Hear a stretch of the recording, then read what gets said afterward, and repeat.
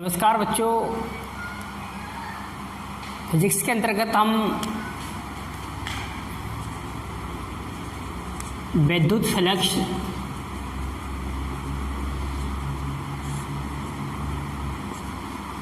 तथा गॉस की प्रमेय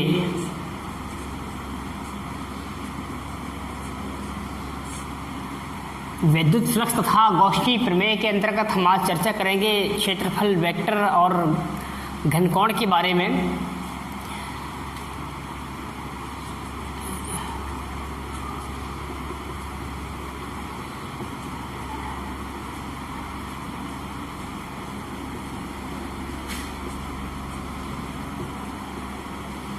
इसके अंतर्गत हम आज जो चर्चा करेंगे, हमारा जो आज का टॉपिक रहेगा वो रहेगा क्षेत्रफल, वेक्टर तथा घनकोण। तो सबसे पहले हम बात करेंगे क्षेत्रफल वेक्टर के बारे में।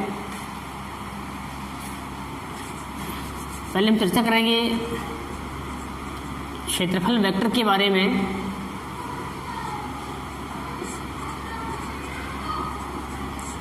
इनकी एरिया वेक्टर।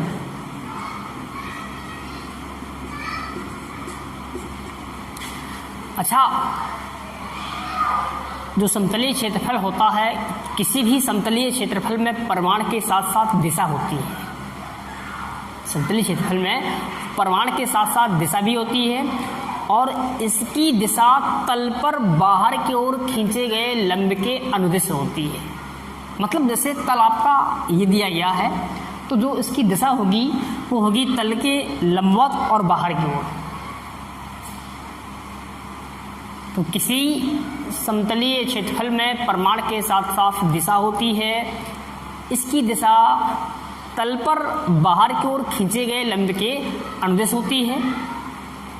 हमने जैसे एक समतल ले लिया, मान लीजिए कि हमने एक समतल ले लिया। इस समतल का जो क्षेत्रफल है कितना, कैपिटल ए ले लिया हमने, एरिया है। अब इस तल का जो दिशा होगी इस तल की, वो तल पर बाहर की ओर खींचे गए लंब की अनुदिश होगी। क्षेत्रफल वेक्टर को हम वेक्टर ए से प्रदर्शित करते हैं और वेक्टर ए बराबर हो जाएगा आपका ए इंटू एन कैप, जहाँ ए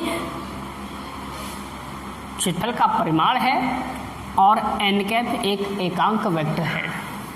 एन कैप की दिशा हो जाएगी एन कैप। तो हम कह सकते हैं कि किसी समतलीय क्षेत्रफल में परिमाण के साथ साथ दिशा होती है।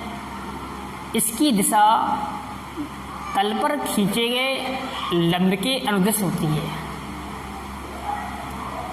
नेक्स्ट हम देखेंगे घनकोण के बारे में।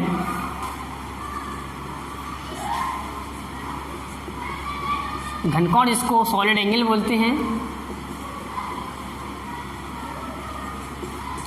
Solid angle. देखिए, कोण एक होता है समतलीय कोण और दूसरा होता है घनकोण। मैं थोड़ा सा घनकोण को बताने से पहले मैं आपको समतलीय कोण के बारे में बताऊंगा। जो समतलीय कोण होता है, जिसको हम कोण अकेला बोल देते हैं, पहले मैं थोड़ा सा समतलीय कोण के बारे में चर्चा करूंगा आपसे।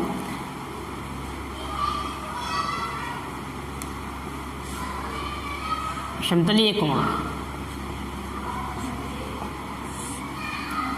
जब भी हम किसी वृत्त को बनाते हैं, तो हम इस प्रकार से, हमने जैसे ही वृत्त को बनाने के लिए चाप लगाया, तो इस चाप का जो केंद्र होगा वो ये होगा। जैसे हम चाप लगाते हैं तो इस चाप के द्वारा जो वृत्त के केंद्र पर कोण बन जाता है, इस कोण को हम बोलते हैं समतलीय कोण। इसको करते हैं प्रदर्शित थीटा से।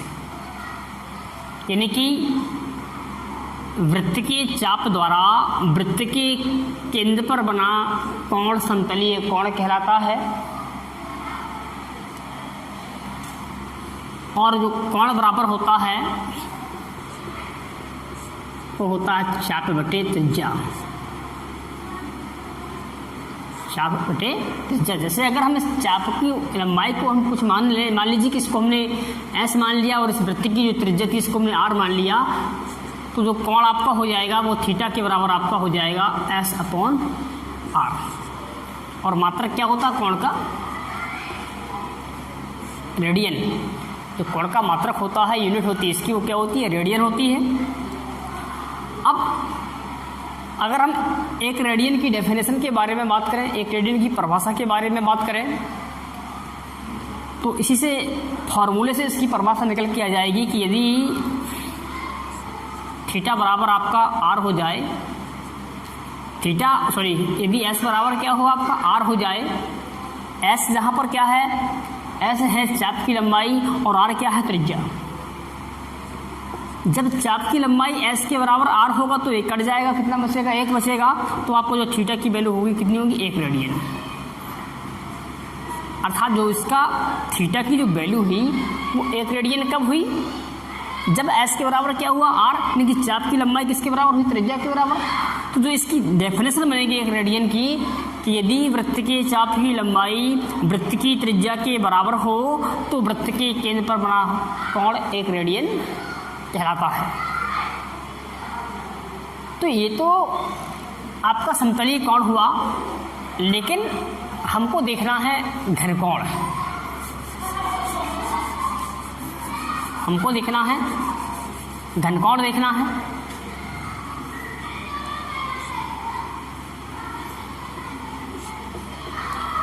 सॉलिड एंगल के बारे में देखना है।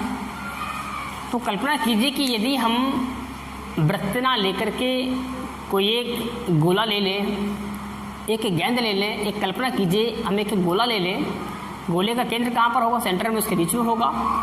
अगर उस गोले का एक थोड़ा सा भाग काट करके उस भाग को चारों साइड से केंद्र से मिलाएंगे तो एक कोण बन जाएगा, एक शंकु बन जाएगा। तो हम इसको डायग्राम की सहायता से देखेंगे कि मान लीजिए कि हमने एक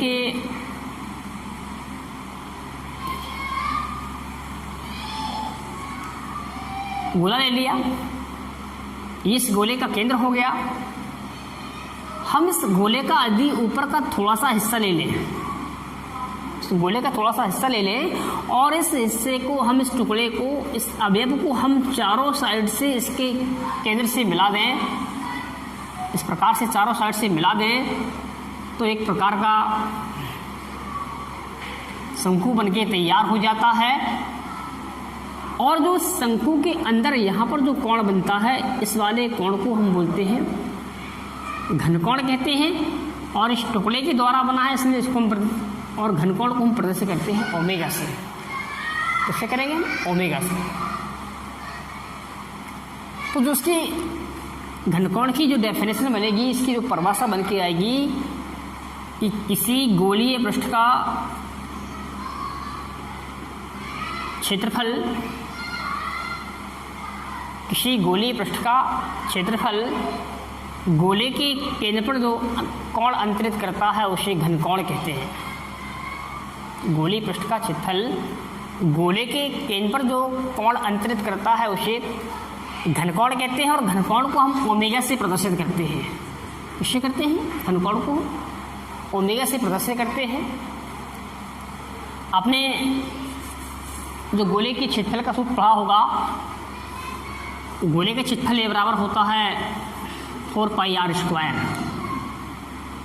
यहाँ पर हम स्पष्ट देख सकते हैं कि जो एरिया है, इसका क्षेत्रफल है, वो त्रिज्या के वर्ग के कैसा है? समानुपाती। यानी कि ए समानुपाती किसके हैं?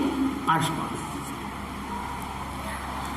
हम कह सकते हैं कि जो गोले का क्षेत्रफल है वो गोले की त्रिज्या के वर्ग के समानुपाती होता। हमने देखिए ये पूरा गोला है, इस पूरे गोले का क्षेत्रफल है कैपिटल ए, लेकिन जो हमने एक अवयव लिया है, एक टुकड़ा लिया है, थोड़ा सा भाग लिया है, इस छोटे से भाग का जो क्षेत्रफल है वो हमने माना इसको डी ए। इसकी त्रिज्या होगी r, इसको हमने डी ए माना। तो जो चूंकि गोली अवयव का क्षेत्रफल है, अवयव में छोटे से भाग का टुकड़े का क्षेत्रफल है, चूंकि गोली अवयव का क्षेत्रफल यानी कि जो डीए होता है वो गोले की त्रिज्या के वर्ग के अनुक्रमानुपाती होता है। अर्थात डीए इज प्रोपोर्शनल क्या हुआ? r²। जब हम समानुपाती को खत्म करेंगे तो यहाँ पर कोई कांस्टेंट आएगा तो यहाँ पर हो जाएगा कि ये आपका हो जाएगा कि ये डी होगा, तो इक्वल लगा करके हमने यहाँ लगा कि d omega into r square, इसलिए जो डी ओमेगा इक्वल हो जाएगा आपका होगा d a upon are square. यहाँ जो इसका फॉर्मूला होता है वो डी ओमेगा इक्वल होता है d a upon are square, और इसका जो मात्रक होता है वो होता है स्टेरेडियन।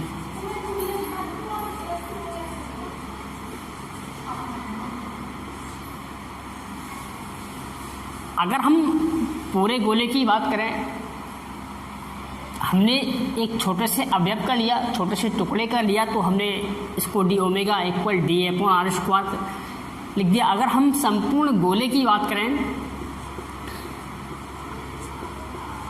संपूर्ण गोलीय पृष्ठ की बात करें,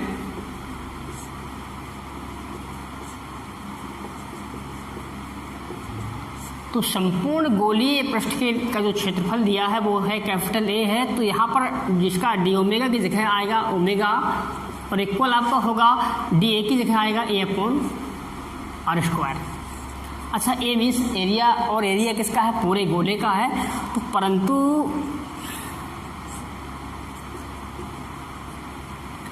संपूर्ण गोलीय पृष्ठ के लिए, संपूर्ण गोलीय पृष्ठ के लिए जो एरिया इसका क्षेत्रफल होता है वो होता है 4 पाई आर स्क्वायर। तो हम यहाँ पर इस ए की वैल्यू रखेंगे, इसलिए ओमेगा इक्वल आपका हो जाएगा, ए की वैल्यू रखोगे 4 pi R square upon are square, ये कैंसिल हो जाएगा, तो ओमेगा इक्वल आपको होगा 4 पाई। अर्थात पूरे गोले के द्वारा, संपूर्ण गोलीय पृष्ठ के द्वारा गोले के केंद्र पर बना घनकोण 4 पाई होता है। संपूर्ण गोलीय पृष्ठ द्वारा गोले के केंद्र पर बना घनकोण 4 पाई होता है। इसका जो मात्रक है घनकोण का वो स्टेरेडियन होता है। हम एक स्टेरेडियन के बारे में बात करेंगे। यहाँ से इसको हम देखेंगे,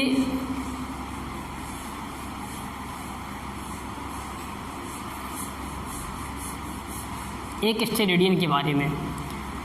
तो यहाँ से देखो डी ओमेगा इक्वल होता है d a upon are square. D a था इस अवयव का क्षेत्रफल और आर थी इस गोले की त्रिज्या। हमको एक स्टेरेडियन की डेफिनेशन देखना है।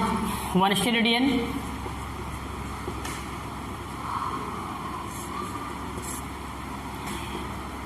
यदि d a equal r square हो, अर्थात जो इस गोलीय पृष्ठ का क्षेत्रफल था वो गोले की त्रिज्या के वर्ग के बराबर हो।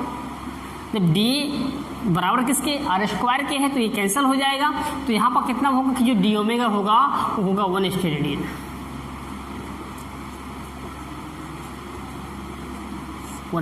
अर्थात जो डी ओमेगा की वैल्यू 1 स्टेरेडियन तब हुई जब डी ए का मान आर स्क्वायर के बराबर हुआ। तो जो इसकी डेफिनेशन बनेगी एक स्टेरेडियन की, कि यदि गोलीय अवयव का क्षेत्रफल, अवयव मीन्स छोटे से भाग का, टुकड़े का जो हमने लिया है, यदि गोलीय अवयव का क्षेत्रफल गोले की त्रिज्या के वर्ग के बराबर हो, यदि गोलीय अवयव का क्षेत्रफल गोले की त्रिज्या के वर्ग के बराबर हो, तो गोले के केंद्र पर बना घनकोण एक स्टेरेडियन कहलाता है। इस प्रकार से ये एक स्टेरेडियन की डेफिनेशन बन जाएगी। तो बच्चों, आज हमने अध्ययन किया था क्षेत्रफल वेक्टर और घनकोण के बारे में। शेष चर्चा नेक्स्ट वीडियो में।